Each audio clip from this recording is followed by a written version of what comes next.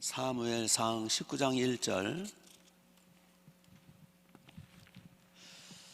구약성경 440페이지.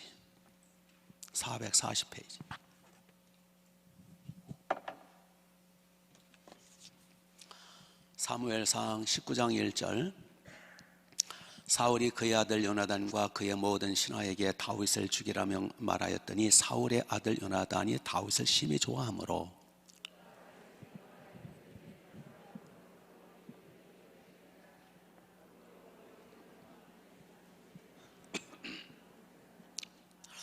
내가 나가서 내게 있는 들에서 내 아버지 곁에 서서 내 일을 내 아버지와 말하다가 무엇을 보면 내게 알려주리라 하고,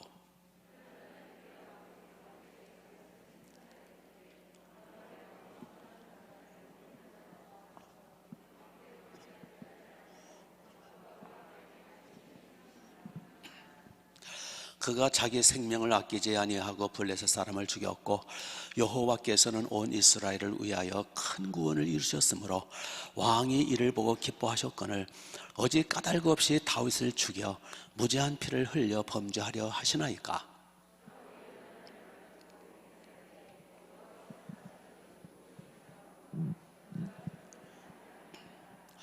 요나단이 다윗을 불러 그 모든 일을 그에게 알리고 요나단이 그를 사울에게로 인도하니 그가 사울 앞에 전과 같이 있었더라.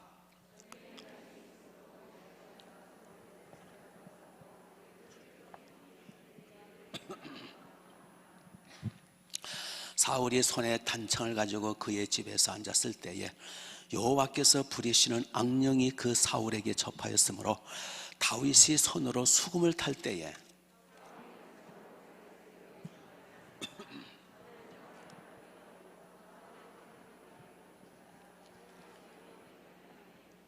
사울이 전령들을 다윗의 집에 보내어 그를 지키다가 아침에 그를 죽이게 하려 한지라 다윗의 아내 미갈이 다윗에게 말하여 이르되 당신이 이 밤에 당신의 생명을 구원하지 아니하면 내일에는 죽음을 당하리라 하고,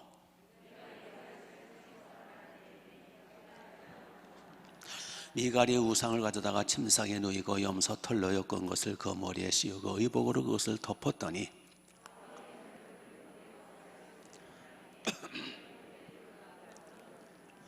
사울이 또 전령들을 보내어 다윗을 보라 하며 이르되 그를 침상 째내기로 돌고 오라, 내가 그를 죽이리라.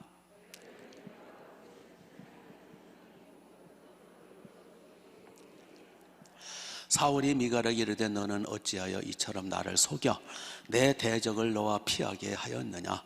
미갈이 사울에게 대답하되 그가 내게 이르기를 나를 너와 가게 하라, 어찌하여 나로 너를 죽이게 하겠느냐 하더이다 하냐라. 아멘.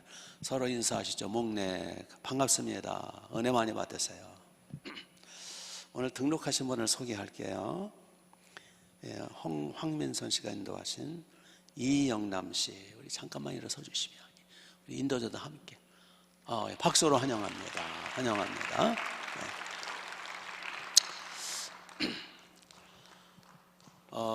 사울 왕은 지금까지는 은밀하게 비밀리에 다윗을 죽이려고 그랬어요. 이제는 1절 보니까 이제는 아주 공개적으로 신하들 앞에서 공개적으로 노골적으로 다윗을 죽이라.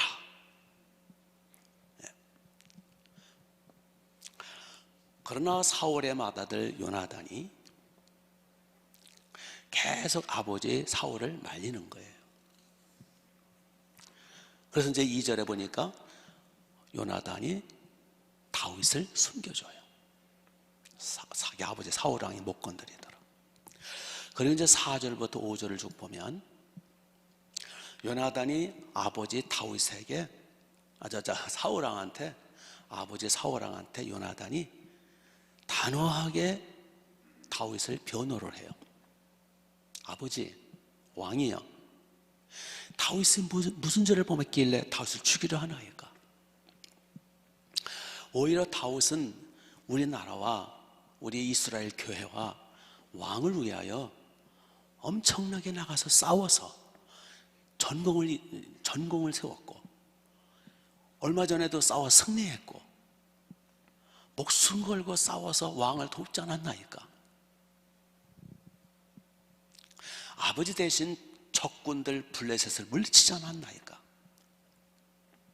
그런데 아버지는 어찌하여 다윗을 죽이려 하나이까? 무죄한 피를 흘려 하나님 앞에 죄를 짓지 마소서라고 아버지를 설득하고 책망도 하고 아버지를 향해서 단호하게 말립니다. 그러면서 요나단은 계속해서 다윗을 피신을 시켜줘요. 여기서 사울 왕이 다윗을 죽이려고 하는 가장 큰 이유가 뭐라고요? 왜 이렇게 다윗을 못 잡아먹어 난리예요? 이 왕권을 누구한테 주려고? 자기 아들, 맏아들 요나단에게 주려고. 그런데 그놈의 요나단은 왜 다윗을 죽이려고 그러냐는 거예요. 요나단은 세자예요. 세자, 황태자라고요. 다음번에 아버지 사울로부터 왕위를 이어받아야 돼. 그럼에도 불구하고 아버지가 다윗을 죽이려는 걸 말리는 거예요. 자기가 왕 되는 거는 중요하지 않아. 아버지가 불법을 행하고 죄 없는 다윗을 죽이려는 것을 막는 거예요. 아버지는 다윗을 죽여서 자기에게 왕위를 물려주려는 그 일심으로 애를 쓰는데 요나단은 오히려 왕 되는 거에 대한 신경 안 써요. 아버지를 그래서 설득하고 책망을 하고. 여기서 우리는 요나단의 그 훌륭한 인격,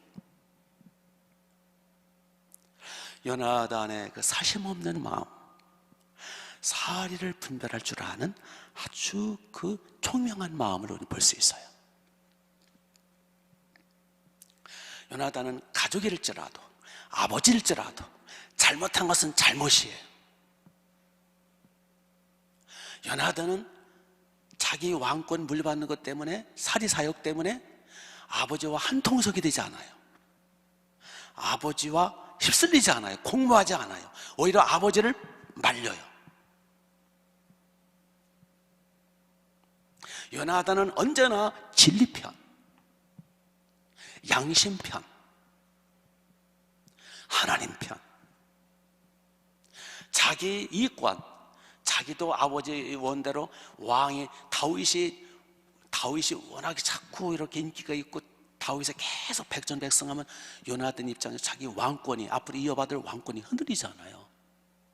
그러나 이 요나단은 그러한 사심, 사리사욕, 자기의 이권보다 더 중요한 것은 진리예요. 양심이라고요. 아멘. 늘 그는 하나님 편에 딱 서서 자기 이권에 흔들리지 않아요. 그는 항상 사리분별을 똑바로 했던 사람이라는 거죠. 여러분, 대부분의 사람들은 정에 약하고 가족 편이고 자기 혈족 편이고, 그래서 남편이 시험에 들면요 아내도 꼭 같이 시험에 들어. 남편이 시험에 들면 아내도 시험에 들고, 아내가 시험에 들면 남편도 시험에 들고. 아주 둘이 잘 만났어. 꼭 그렇더라고요. 가족 중에 한 사람이 시험에 들면 또 같이 휩쓸려, 가족끼리. 아니, 나중에 사돈의 팔촌까지 끌고 나가. 이건 분별력도 없고 사리 판단도 없고 양심도 없고 진리고 나발이고 없어.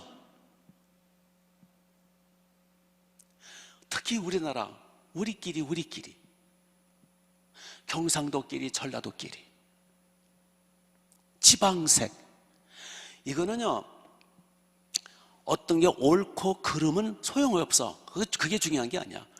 내가 어디 사람이냐, 이게 중요해. 같이 망하는 거예요. 아멘. 우리는 그 지역이 뭐가 중요하고, 가족보다 중요한 거는 의고 양심이고 진리잖아요. 지금 요나단이 그렇다는 거예요. 참 위대한 인물이에요, 요나단. 아멘. 태내관성이라는 말이 있어요. 태내관성. 이게 무슨 뜻이냐 하면, 우리는 다 타락한 존재이기 때문에 태내관성이 있다는 거예요. 태내관성이라는 게 뭐냐 하면은 태 속에 있는 아기의 그 습성이 그들이 있다는 거예요. 태내관성. 그래서 사람은 위기를 만나면 무의식적으로 움츠러들고 팔이 안으로 굽고 움켜진다는 거예요. 예, 즉 조금 더 풀이하면 사람은 위기를 만나면 자기 변명, 자기 보호, 자기 합리화, 자기 주의, 이기주의. 그러니까 이걸 다른 말로 말하면 변명을 많이 하고 합리화 많이 시키고 자기 보호를 많이 하는 사람일수록 약자라는 거예요. 강자는 자기 변명 별로 안 해요. 약자니까 자꾸 변명하고 자기 합리화시키고, 요거를 가리켜서 태관성에 타락한 모습이 있다라는 거예요. 그러니까 요 태관성이라는 건 뭐냐면은 옳으냐 그르냐가 중요하지 않아요. 무조건 자기에게, 자기 이권에게 눈이 멀어요. 진리냐 비진리냐가 중요하지 않고 자기 합리화.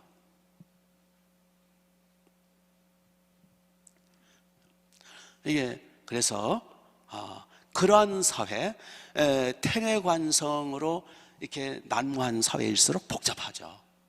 다 자기 중심이고, 다 자기 이익과 자기 살인사욕과 다 자기 욕심만 차리기 때문에 이 정치권이 지금 다 그러고 있잖아요. 이 태내관성이 확장이 되면 이제 가족 에고이즘, 가족 이기주의가 되고요.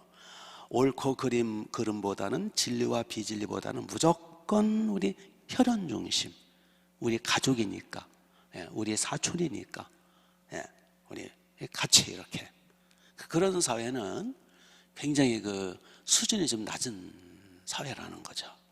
거기는 뭐랄까, 그 양심도 중요하지 않고, 거기는 옳고 그름도 중요하지 않고, 거기는 편당과 파당만 생기는 거죠. 지금 요나단은 아무리 자기 아버지일지라도, 아무리 자기 아버지가 자기에게 왕위를 물려주기 위해서 다윗을 죽이려고 난리 피는 것일지라도, 그럴지라도 그건 아니에요. 아버지, 그거는 틀렸어요. 그래서는 안 돼요. 아버지, 잘못된 것은 잘못된 거예요. 그렇죠? 죄는 죄예요. 아버지, 그건 죄라고요. 지금 4절 5절 말씀이 그거예요. 지금 아버지, 그거는 죄라고요. 왕이 되는 게 중요한 게 아니에요. 그 죄를 지면서 지금 그럴 수는 없어요 라고 요나단은 반듯한 모습으로 아버지를 깨우쳐주는 거예요. 이런 요나단 같은 사람들이 우리 많이 일어났으면 좋겠어요. 살인사욕과 욕심에 눈이 멀어가지고 나라가 어떻게 되든 말든 그냥 자기 당파, 자기 지역, 자기 이권, 살인사욕에 눈이 멀은 매국노가 없었으면 좋겠어요. 정치권에도, 우리 교회에도, 우리 사회에도 이런 사람이 없었으면 좋겠어요.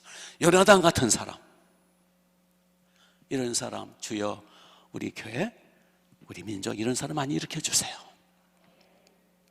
요나단 같은 사람이 애국자입니다. 그럼 요나단이 어떻게 그렇게 반듯했을까? 그 애비는 엉터리였는데 어떻게 그 이상한 애비 밑에서 이렇게 훌륭한 자식이 태어났을까? 요나단은 믿음의 사람이잖아요. 우리가 이제 나중에 또 나옵니다. 요나단은 성령에 충만한 사람이고요. 요나단은 하나님께 붙은 사람이에요. 우리가 하나님 앞에 선다면, 우리가 성령 충만하다면, 우리가 반듯한 신앙을 가지고 있다면 우리는 분별력이 생길 수 있어요. 살해사역과 사심을 극복할 수 있다고요. 아멘.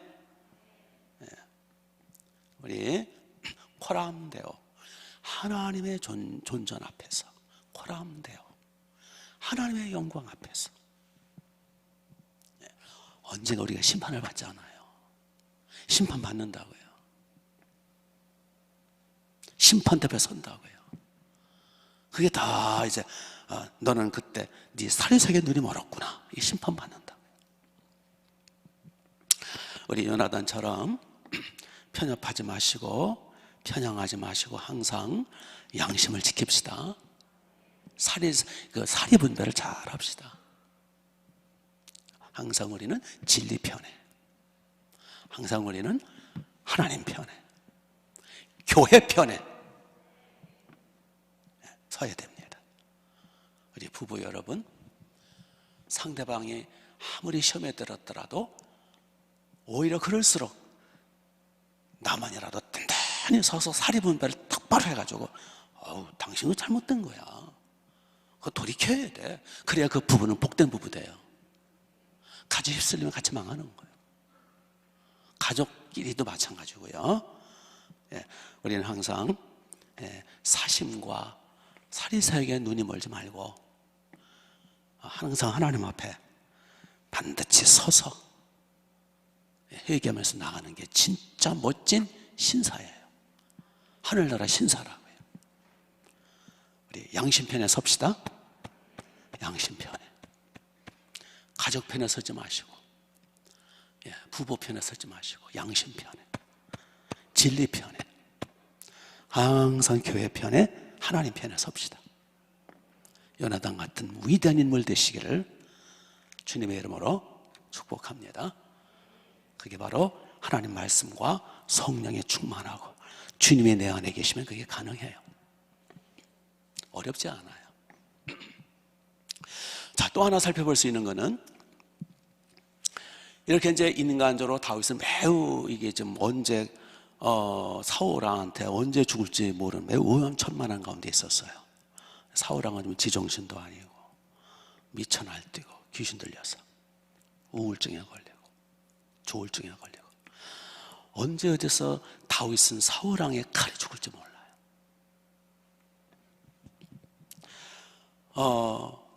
그러잖아도 여기 본문에 죽을 뻔했다가 구사일성으로 살아난 사건이 나와요.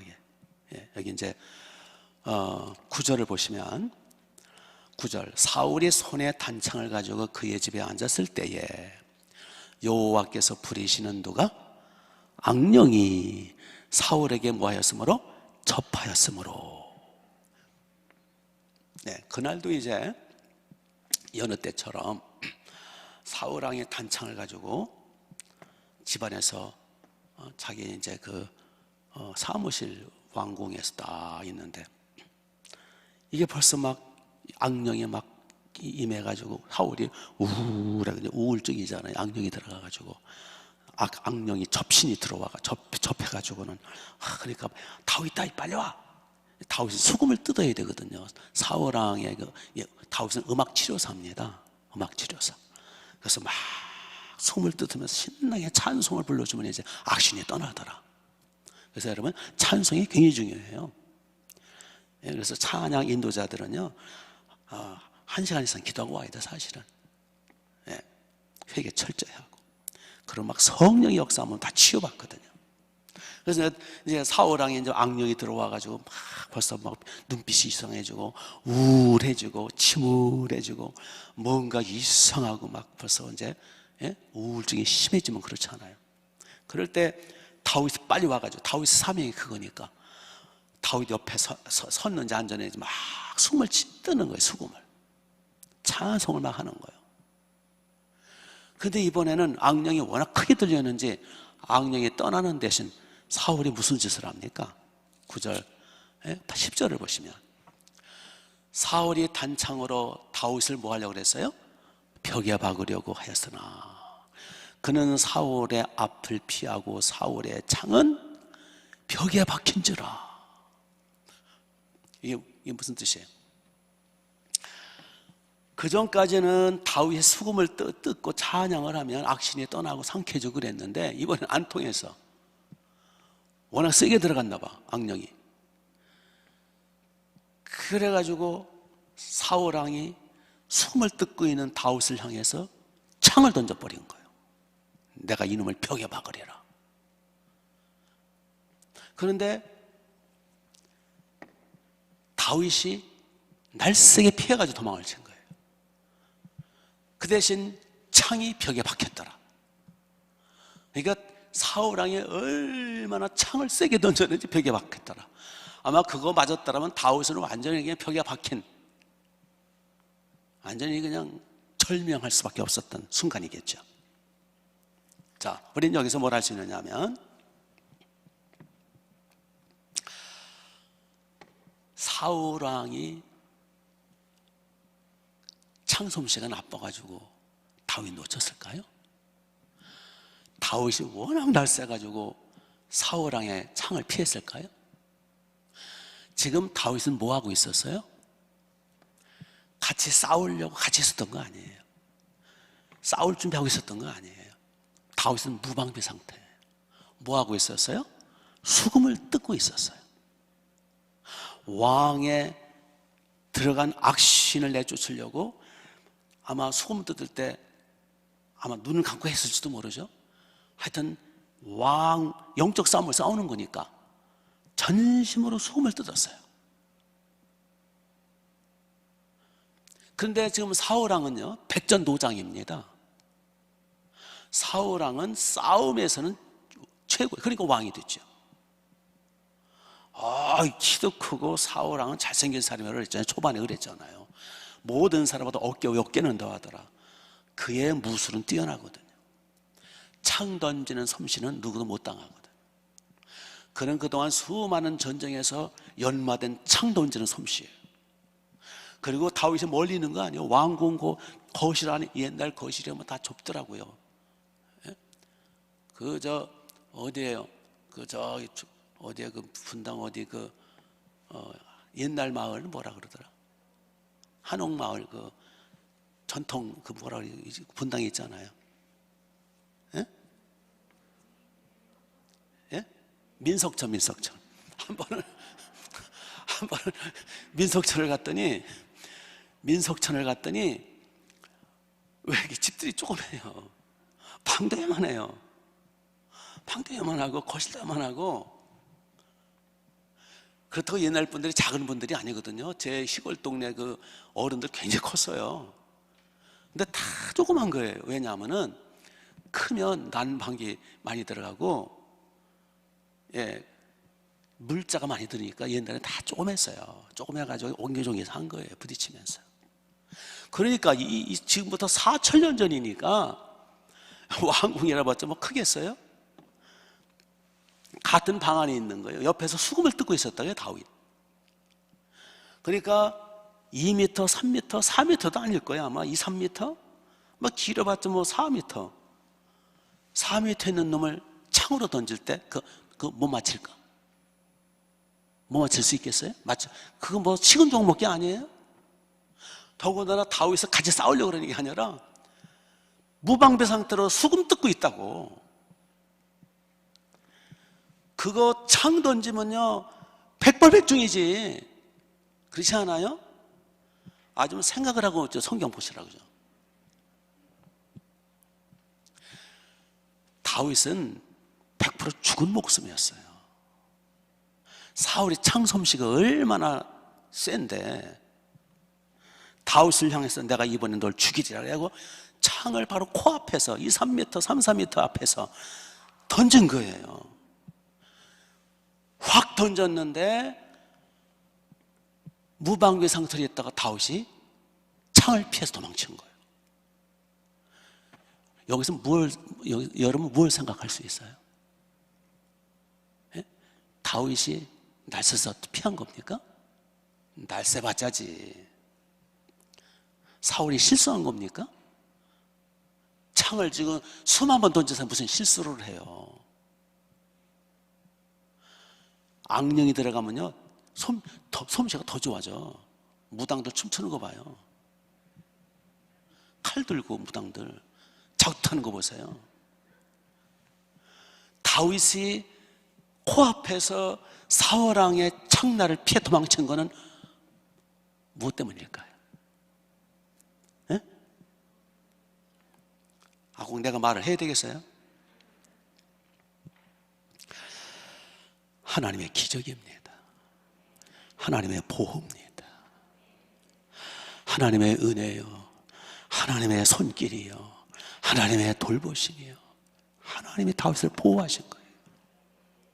하나님의 돌보심 없으면 다윗은 벌써 죽었어요. 다윗은요 사울왕 앞에서는 이런 잽이 안 되는 사람이에요. 그래서 다윗은 피해서 도망치면서 뭐라고 했을까? 나 죽을 뻔했네. 그런데 하나님의 은혜로 살았네. 그래서 시편 18편 등등 다윗의 시편 곳곳에 뭐라 하는지 다윗이 계속 반복되는 게 뭔지 아세요? 여호와는 나의 방패시요, 하나님이 나의 방패가 되어주셨네. 나 죽을 뻔했네. 하나님은 나의 산성이시요, 하나님은 나의 요새시요, 하나님은 내가 피할 바위시요. 이게 다 군대 용어예요. 다 이게 옛날 하나님의 돌보심 아니었으면 나는 끝장났었어. 뼈저리게 체험하는 거예요. 하나님이 나를 살리셨다. 뼛속 깊이 하나님 감사합니다. 그게 시편이에요. 다윗의 시편은요 뼛속에 사무치는 그 체험을 노래한 거예요. 말장난이 아니에요. 요새 시인들처럼 비비 꼬아가지고 저도 모르는 시를 짓고 앉아가지고 나 골치 아프게 만들고. 말장난 좀 그만했으면 좋겠어요. 하나님의 기적으로 다윗은 살아난 거예요. 그래서 사무엘상 25장 29절 이런 말씀이 있어요. 다윗의 생명은 하나님의 생명 싸개 속에 숨겼도다. 따라서 생명 싸개. 하나님이 생명 싸개 속에 다윗을 쌌다는 거예요. 하나님이 당신의 생명 싸개 속에 쌓으면 누구도 못 건드려요. 하나님의 방패를 뚫을 수 있어요?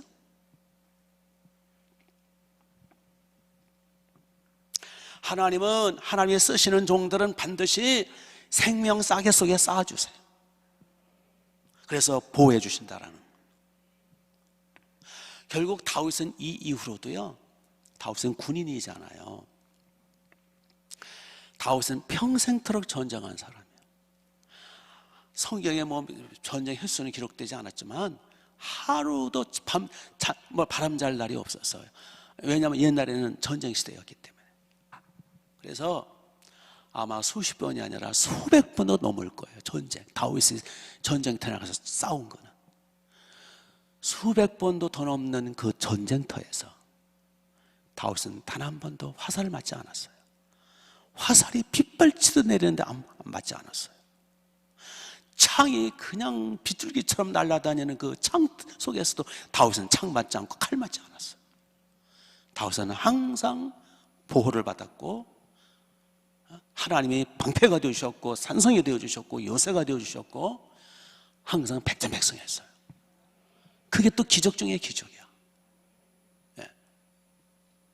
이와 같이 하나님은 사랑하시는 자녀, 사랑하는 종들은 생명 싸개 속에 쌓아서 보호하신다는 거예요. 이게 기적 중의 기적인 거예요. 믿습니까? 네.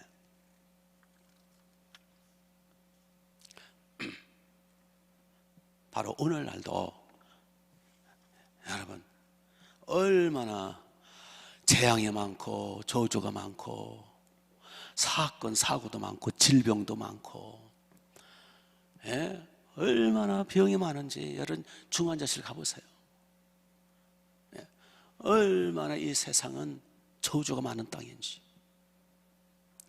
그 속에서 우리가 오늘 이렇게 그래도 이만큼이라도 주 앞에 나와서 편안히 예배드릴 수 있다는 것은 하나님의 돌보시는 걸 여러분 아십니까?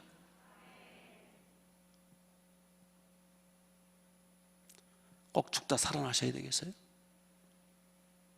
그런데 하나님의 돌보심은 이렇게 기적적인 돌보심, 하나님의 특별 섭리로서의 보호, 이런 것도 있지만 또 섭리적 돌보심도 있다라는 거예요. 이 기적적인 돌보심 같은 경우도 저는 제 생애를 뒤돌아볼 때 저도 참 파란만장하다고 그랬을까? 어릴 적부터 참 이렇게 죽을 고비가 참 많았어요. 뭐 제가 6.25 때 태어난 사람이거든요. 그때 막 거의 죽어서 내일 아침에 갖다 파묻으려고 그랬는데, 파묻으려고 이제 우목에다 제쳐놨대요. 그래서 아침에 이제 이게 죽었으니까 갖다 앞동산에 파묻으려고 봤더니 꿈틀거리면서 살아나더래요. 이제 그걸 비롯해서 하여튼 이루 말할 수 없는, 특별히 저는 그게 많은 것 같아요. 나무 타다가 떨어져가 죽을 뻔한 일, 그것도 몇 번 있었어요. 나무 아래 갔다가 굴러가지고 죽었던 일, 자전거 타고 가다가 하여튼 뭐 어마어마하게 한 100m 될 거야. 아마 100m는 안 돼, 한 50m 낭떠러리에 떨어진 일, 자전거 타고 가다가 왜 자전거가 굴러가는지 모르겠어. 그랬던 일. 제가 기차 통학을 했거든요. 이제 그 입장에서 천안으로 통학을 했는데, 기차를 놓치면 학교를 못 가는 거예요. 왜냐하면 기차가 자주 있는 게 아니라 그 시간대가 있어. 그거 놓치면 학교를 못 가. 그러니까 항상 저는 임박해서 사는 사람이기 때문에 십리를 걸어가가지고 이제 기차를 타야 돼요. 그러니까 집에서 막 이제 뛰어오는데 비는 오는 날인데 뛰어서, 그러니까 기차가 막 떠나는 거예요. 그거 놓치면 학교 못 가면 큰일 나잖아요. 그래서 기차 맨 뒷칸을 이제 탁 올라타는데 비가 오다 보니까 그 모래바닥이 미끄러져요. 제가 미끄러졌어. 쭉 미끄러져가지고 제가 기차 밖으로 빨려 들어간 거예요. 근데 맨 뒷칸이라 바퀴에 떨어지긴 했는데 그 다음에 기차 바퀴가 없으니까 맨 뒷칸이니까 그래서 살았어. 만약에 맨 뒷칸이었으면 저는 토막이 난 거죠. 하여튼 뭐 그걸 비롯해서 제가 이제 또 이런 일 또 여러분 재밌게 듣는데 저는 그때마다 정말 심장 감사하는 거죠. 목동에서 일산까지 10년을 제가 새벽기도를 다녔어요. 자유로 타고. 성전이 이제 목동에도 있고 운정에도 저 일산에도 있잖아요. 2002년도부터 시작해서 2012년까지 10년간을 제가 하루도 빠지지 않고 30분 40분 걸려요. 새벽에도 갔어요. 5시 10분에 시작이니까 4시 20분엔 출발을 해야 돼요. 근데 저는 항상 임박하는 사람이라고 그러잖아요. 항상 달려야 돼. 네. 근데 그 자유로가요, 안개가 잘 낍니다, 거기. 오전에 안개가 많이 껴요. 안개가 꽉 끼면 앞이 안 보이잖아요. 그러나 시간은 다 됐잖아요. 새벽기도 시간은. 쭉 하고 달리는 거예요. 한 번은 달리는데 그 행주대교 조금 지나서 거기 커브가 있어요, 오른쪽으로. 갑자기 부모가 나타난 거예요. 갑자기 안개가 안 보이니까 갑자기 뭐가 나타나니까 피해야 될 거 아니에요.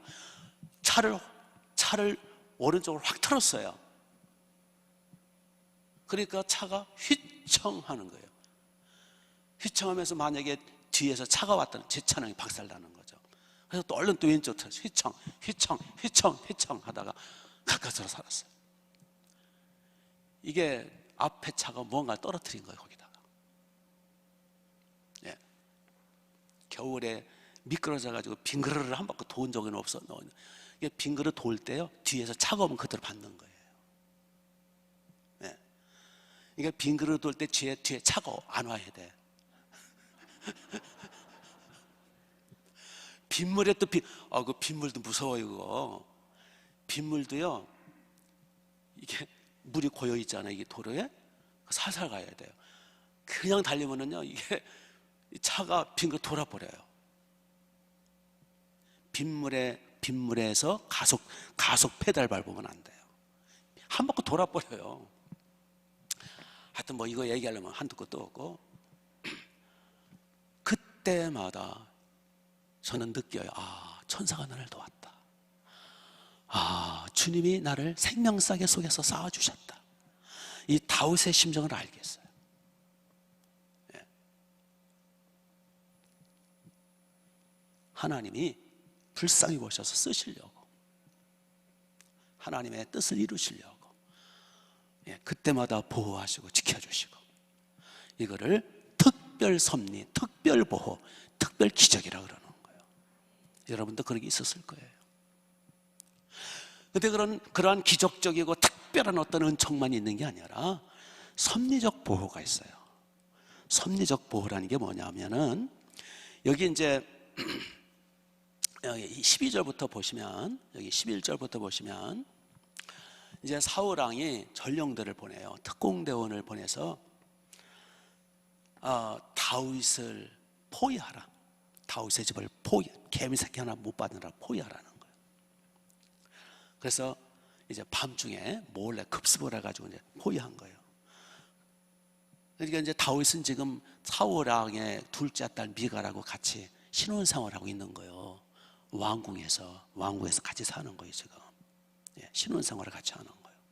근데 사울 왕이 특공대원을 보낸 거예요. 이 밤에 가서 쥐새끼 못 빠져나가도록 포위하고 있어라. 그리고 내일 날이 밝자마자 침상채 가져와라. 내가 그를 친히 쳐 죽이리라. 이게 본문 내용이에요. 왜 새벽에 죽이려고, 그건 모르겠어요. 아마 밤중에는, 옛날에 이제 전기불도 없었고 호롱불이고 막 다 그러다 보니까, 그리고 밤에 이제 잘 때 잘못 또 미갈이 자기 딸이 있으니까 막 여러 가지 사정이 있었겠죠. 그래서 쥐새끼 못 빠져나가도록 포위하고 있다가 새벽에 침상채 떠매고 와라. 다윗의 침상채. 그 사실을 누가 눈치챘냐면 사울의 딸 미갈이 눈치챈 거예요.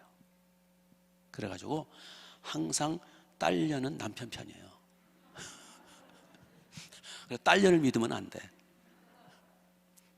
그래서 미갈이 다윗한테 속삭인 거예요. 왜냐하면 거기에 이제 주변에 그 특공대원들이 밤새도록 지키고 있으니까, 여보, 지금 특공대원이 지금 포위하고 있다고. 그러니까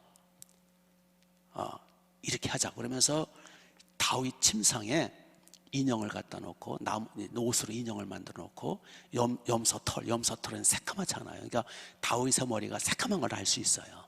그렇죠? 예. 다윗은 서양 사람 아니에요. 새까만 염소털을 갖다가 놓고, 거기다 베개를 놓고 다윗이 자는 것처럼 꾸민 거예요. 다윗의 침대에다가.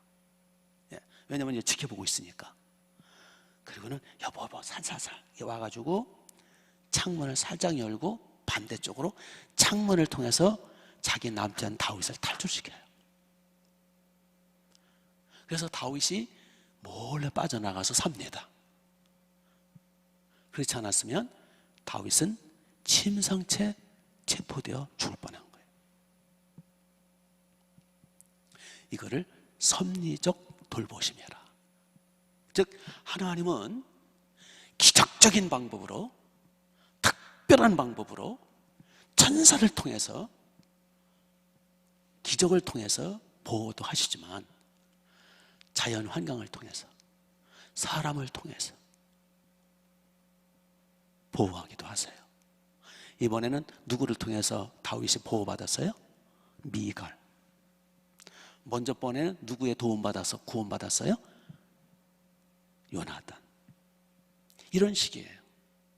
그래서 다윗은 앞으로도 기적적인 방법뿐만 아니라 섭리적 방법으로, 또는 사람을 통해서 하나님은 다윗을 보호하십니다. 그러니까 기적적인 방법이든 섭리적 방법이든 다 하나님의 돌보심이라는 거. 특별한 은혜든 일반적인 은혜든 하나님의 은혜라는 거. 아멘. 우리는 자꾸 기적만 원하는데 기적은 기적이 되려면 가끔 일어날 기적이 되는 거예요. 하나님은 보편적으로 섭리적 방법으로 많이 역사를 하세요. 근데 섭리적 방법으로 안 되면 특별 개입을 하셔서 기적을 베푸시죠. 천사를 보내신다든지 자연 법칙을 완전히 뒤집어 가지고 하신다든지, 하여튼 우리 하나님은 이렇게 특별한 은혜와 일반 은혜, 특별한 기적과 일반적 섭리를 통해서 오늘도 우리를 보호하고 계시더라. 믿습니까? 네. 그러므로 우리는 다윗처럼 하나님 앞에 돌봄받고 사랑받고 하나님의 생명 싸개 속에 쌓여있는 우리의 생명은 주님께 있는 거예요. 우리는 보호받고 있다고요. 우리는 하나님 앞에 사랑받는 존재라고요. 믿습니까?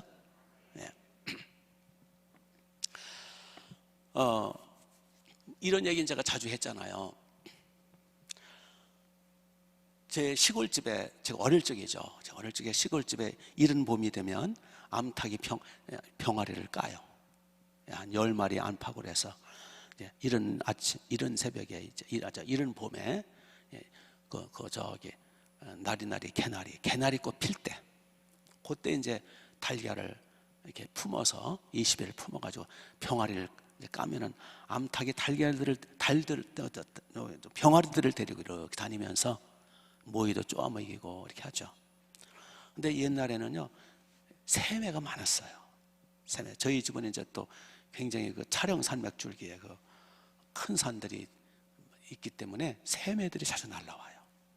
그래서 닭도 채가고 토끼도 채가고 막 그럽니다. 근데 암탉이요, 신기하게 사람은 모르는데 암탉이 벌써 막 흥분해가지고 깃털을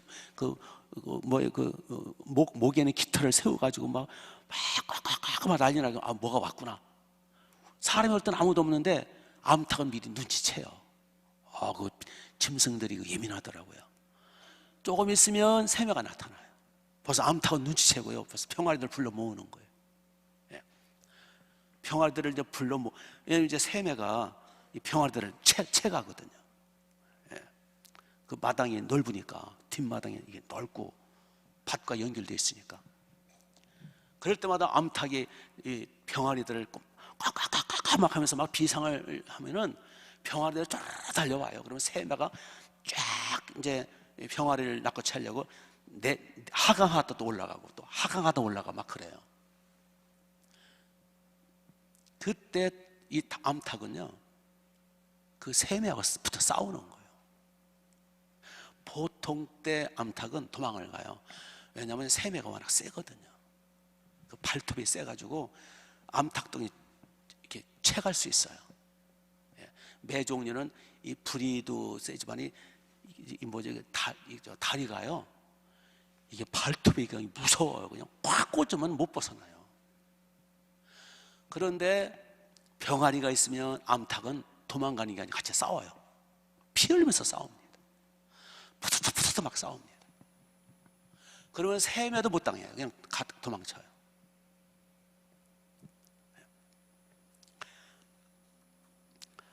마태복음 20장에 이런 말씀이 있죠. 예수님이 이런 말씀을 하십니다. 예루살렘을 바라보시면서 우시면서 말씀하십니다. 예루살렘아 예루살렘아, 암탉이 자기 새끼를 모아 돌봄같이 내가 너희를 모은 적이 몇 번이더냐. 그러나 너희들은 나를 거절했도다.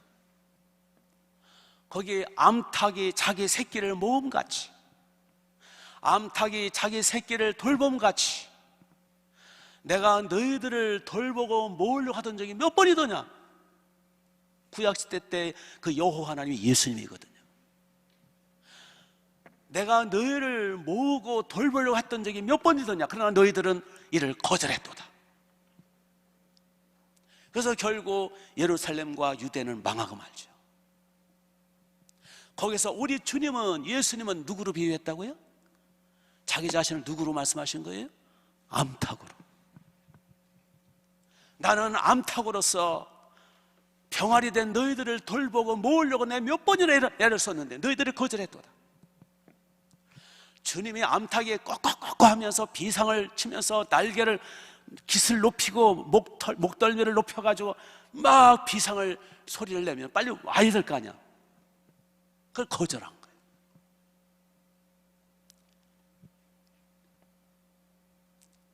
주님이 돌보기를 원하지만 거절하면 돌보실 수가 없는 거예요.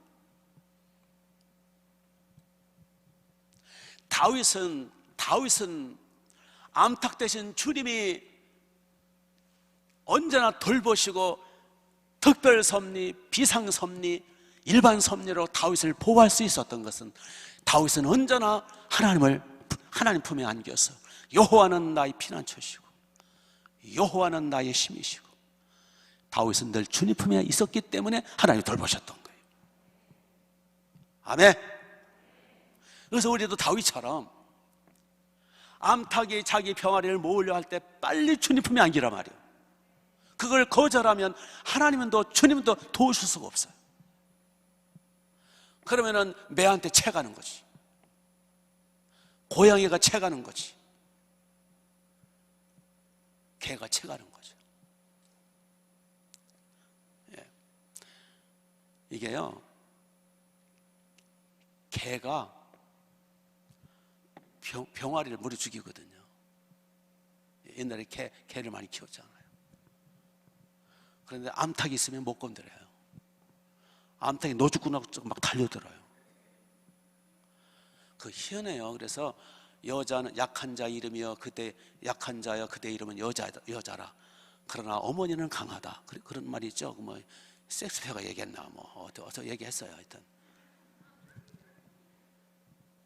약한 자여 그대 이름은 여자다. 그러나 어머니는 강하다는 거예요. 네. 그 닭도 그래요. 그렇게 부끄러워하고 겁도 많고 도망 잘 다니고 고양이 새끼한테 그 개한테 도망 다니고 그래도 부끄러워하던 그 암탉이 일단 병아리를 까잖아요. 이거 완전히 그냥 완전히 바뀌어요. 사람한테 달려들어요. 자기 새끼를 보호하느라. 우리의 주님이 우리를 돌보시기 위해서 암탉처럼 우리를 지켜주시기 위해서 우리를 마귀의 손아귀에서 빼내고 지옥불에서 건져주시고 우리를 보호하시기 위해서 이 땅에 암탉으로 오신 거예요. 그래서 우리를 지옥불에서 건져주시기 위해서 우리를 구원하시기 위해서 친히 당신 자신이 십자가에서 대신 목숨을 바쳐주신 거예요. 그러면서 십자가에서 말씀하시니 내게로 오라 나를 믿어라 그러면 너희가 구원받는다. 너희들 지옥 가지 않는다. 내가 너희들의 죄값을 지불했다. 암탉이 피 흘리면서 매와 싸웠듯이 암탉이 피 흘리면서 개와 싸워서 평화를 지키듯이 우리 주님이 마귀를 물리치시고 죽음의 권세 사탄의 권세를 깨부수고 목숨 바쳐 우리를 구해주신 거예요. 그래서 십자가는 암탉 대신 주님의 날개품이요. 그래서 십자가로 모여야 돼요. 예수님의 십자가 보혈 속에 모여서 그분을 믿고 그분 품에 안길 때에 우리는 구원받는 거예요. 우리는 특별보호, 섭리보호를 보호받는 거예요. 아멘. 요한복음 6장에서 내게 오는 자는 내가 다 마지막 날에 다시 살리리라. 내게 오는 자는 결코 목마르지도 않고 굶주리지도 아니하리라. 내게 오는 자는 내가 결단코 내어 쫓지 아니하리라. 내게 오는 자는 내가 영생을 줄 것이요 저희를 내 손에서 빼앗을 자가 없느니라. 저희를 내게 주신 내 아버지는 만유보다 크심에 아무도 아버지 손에서 빼앗을 수 없느니라. 그렇기 때문에 여러분 우리 이 다윗이 늘 그 주님 품에 안겨서 늘 주님께 SOS를 치고 늘 주님 중심으로 살고, 여호와는 나의 피난처시요 요새시요, 늘 내가 여호와를 힘입어 적군에게 달리고 내가 내 하나님을 힘입어 담을 떼어놓는다고 늘 하나님 중심으로 살으니까 늘 꼭 날개 품 안에 품어서 특별 섭리, 일반 섭리, 특별 기적, 일반 기적으로, 일반 섭리로 다윗을 돌봐주셨던 거예요. 그래서 다윗은 백전백승했던 거예요. 다윗은 단 한 번도 화살에 맞지 않았어요. 다윗은 단 한 번도 칼침 맞지 않았어요. 다윗은 백전백승했어요. 그 비결이 뭐냐? 주님 품에 안기는 거예요. 예배 시간 빠지지 않는 거예요. 늘 주님 앞에 회개하면서 주님 품을 늘 내 삶의 터전으로 삼는 거예요. 아멘. 자, 오늘도 그 다윗의 하나님 우리 아버지세요. 그리고 우리 주님이세요. 오늘도 그분의 주님의 보혈로 회개하시고, 회개할수록 주님 품에 안기는 거예요. 왜냐하면 죄가 있을수록 주님과 멀어지거든. 그래서 오늘도 주님의 보혈로 회개하시고, 오늘도 성령 충만함을 위해서 성령 충만할수록 주님과 하나가 되는 거예요. 그리고 그분의 말씀을 듣고 순종할 때 하나가 되는 거예요. 오늘도 주님 품 안에서 위로받고 힘을 얻고 치유받고 특별기적, 일반 섭리, 돌보심 받는 여러분 되시기를 주님의 이름으로 축복합니다. 예, 기도하겠습니다.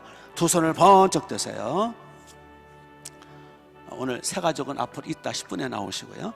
자, 두 손을 번쩍 드시고 주여 한번 외치신 뒤에 우리도 다윗처럼 아버지 품, 주님 품을 떠나지 않게 해달라고, 그래서 주님만이 나의 소망, 나의 기쁨, 나의 생명, 나의 행복, 그래서 주님의 특별 은혜, 특별 섭리, 일반 섭리로 늘 보호받는 우리가 되게 해달라고, 그리고 여러분의 소원을 아시기 바랍니다. 그리고 교회를 위해서 기도하시기 바랍니다. 주여 한번 외칩니다. 10분 이상 기도하십시오. 시작.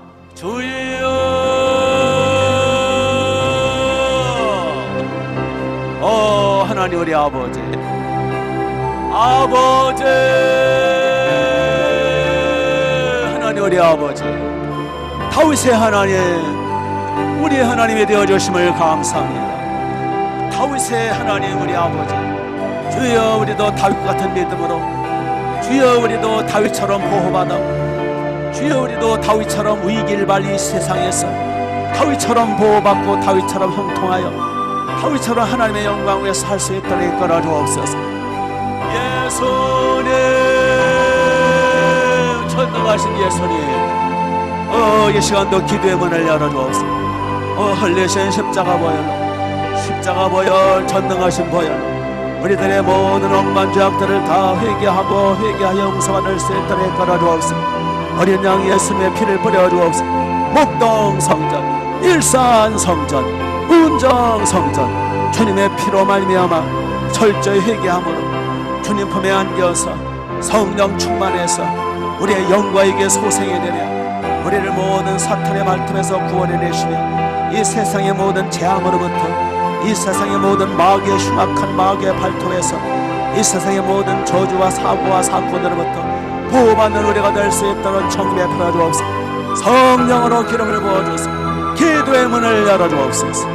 할렐루야. 주님 감사합니다. 주여 우리 모두 다윗처럼 주님만이 나의 소망, 나의 기쁨, 주님만이 나의 영광, 나의 힘, 나의 생명, 주님만이 나의 피난처, 나의 요새, 주님만이 나의 피할 바위심, 주님만이 나의 전부임을 믿고 의지해서 오늘도 주님과 연합되게 하옵소서.